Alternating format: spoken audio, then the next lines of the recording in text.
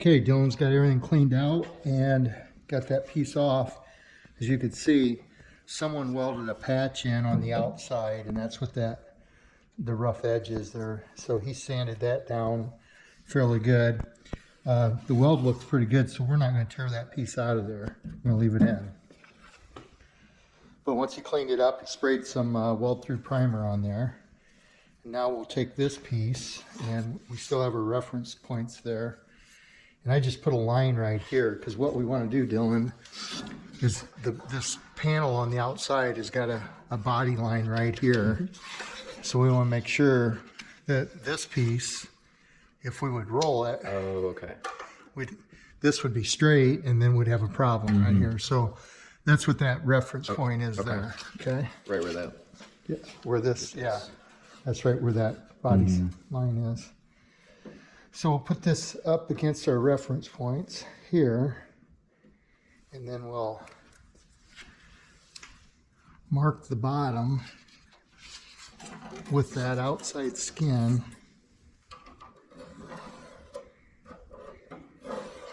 So that's the end of it.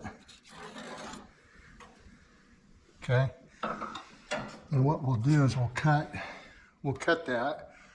But before we do that, we want to make sure that we create this second offset. So you can look on this one. So here's this offset that we're going to create right here.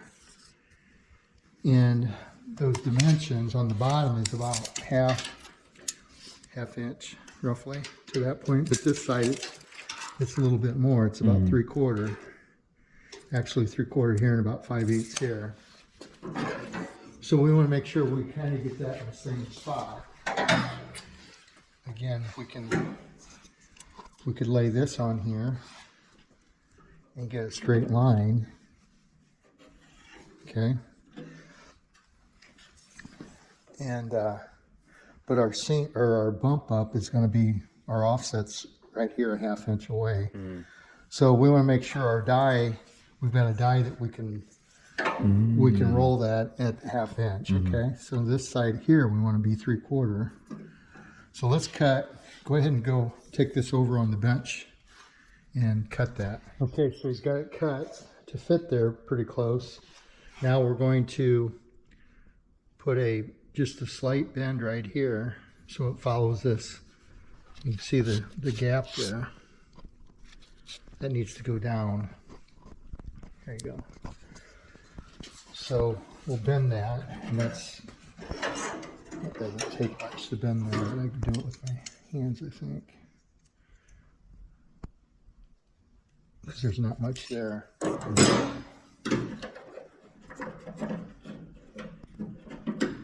There you go. Okay.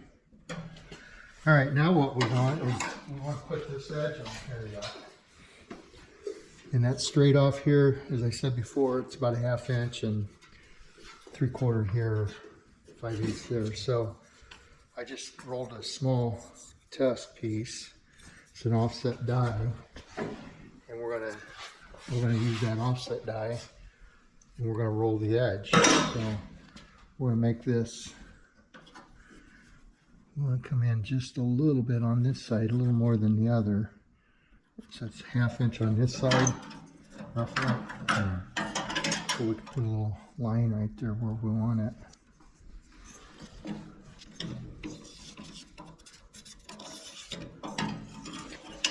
This is going to be a little bit more, 3/4 and 5/8 on the outside. So do something like that right there. So we're going to put an offset right there. Maybe you'll be ready to weld in. Okay. Die in here. It's just 2 dies that's about a 1/2 inch, as you can see, and that's on a 45 here. So what we're going to do is we want to roll that where this is the high side, right? This is the low side. Yep. So putting it in right like this is the correct direction, isn't it? Yeah. Yep. So we'll run that through both sides. Now, when we get to the end here, we're going to have to kind of tweak this, because if you run that all the way through, you're going to add, oh, you're going to have it offset here, but you can't really do a corner. yeah, you can't turn this and go 90 degrees like that. So what I'll do is I'll kind of run up into here somewhere and stop, and then turn around and go down on this one. Okay. And then run that through, and then we'll just have to hammer and dolly this little edge here. So, okay. So that little guide, I can see it on here. That's where these two pieces line up. That's where I want my mark to be. See that? I mean, you kind of got to go right in where those two meet. Yep. Okay. That makes sense. And this is just freehanding now.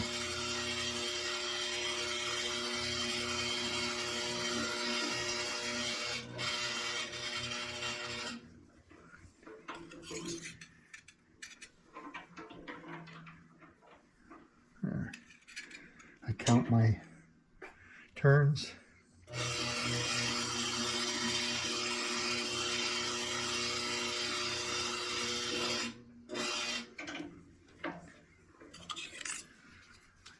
Nice. Oh, yeah. So here we come in. We don't want to start at the end. We want to come in at this point. So again, this is just freestyling it. Okay. I'm just going to kind of go in the center there. And I'm lining up this part right here. And I'm just going to guess, because I'm going to hammer and dolly the rest of it. Put a little pressure on that. Run it through.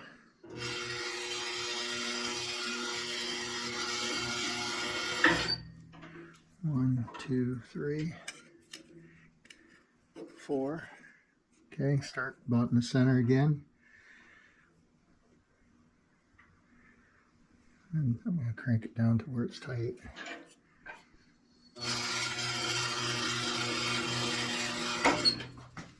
Pretty nice, huh? Oh, yeah. So now we got just a little edge right here that's distorted, and I'll just lay it on an anvil, or I can use my vice here.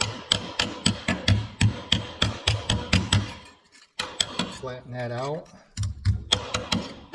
We still have our little bend right here. It straightened it out some, but we still have it. This piece here could be tweaked just slightly, because you see it's kind of flat on the end.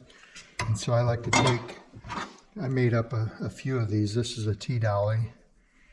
This one I just bent, and for more of a curve or whatever. Stick that in the vise, or use this one here. Another one I made. And you can make these out of various different pieces of round bar. I've got several of them over there, but anyway, that's a little handy piece of equipment. And so I would take and just hammer and dolly this. Maybe, that's a little bit flimsy there because it's so long. This one's going to be more stable because it's a short one. And I'm not really going anywhere but right on the end. So ideally, if you wanted to do a really good job, you could take a flat bar and just sand that edge so you have more of that contour. Wrap it around both sides, and then you lay that down on there. And then use that. Yeah, and it gives you the shape that you need. Or you could use something and get creative. Right here's a piece that might work. That little like bowl kind of shape. Yeah, get you the bowl shape on the end. There's really no one way of doing it. Whatever works for you. Use the tools that you got in the shop.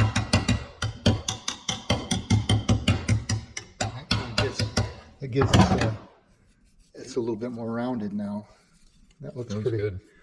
Looks pretty good there. So, yeah, if you don't, obviously there's a lot of guys that are not going to have a bead roller, and so you can get creative with pieces of metal. That's what I do, or I've done before, and do offsets and lay it on there and just hammer and dolly because you're only making a small piece. Right. So, anyway, let's go see how this goes. Okay, there you go. you've got carried on this little panel here. You got your little center thing. It's really looks the same, or will look the same as this when we're done. We'll weld that in. And then, so prior to pulling these pieces off, Dylan made a little pattern, which is a great idea. That he's going to cut a piece of sheet metal. Obviously, you're going to want to make it longer. Yeah, it was a little short. Yeah, make it longer on this side. But that gives you the same pattern as what was on there from the factory. So you look at this, you know, a lot of the reproduction stuff's going to be straight through here. They're not going to have that same offset. So this should work the same on both sides. Yep. So after you get done, go ahead and weld this in. I would just tack a couple places on the end. We don't have to weld that solid. Tack it in place, get it shaped. You're going to have to shape this a little bit better right on this edge here. Sand that a little bit, get it up, because that should follow that contour that you took out here. So it should be about like that right there, okay? But it's got to go down on both sides. So you can hand tweak that. Get that raw edge out of there first. And once you get that fitting, so it fits that contour, lays flat here, go ahead and tack it. You can weld this edge right here. Then you'll make a new piece to go over the top of this.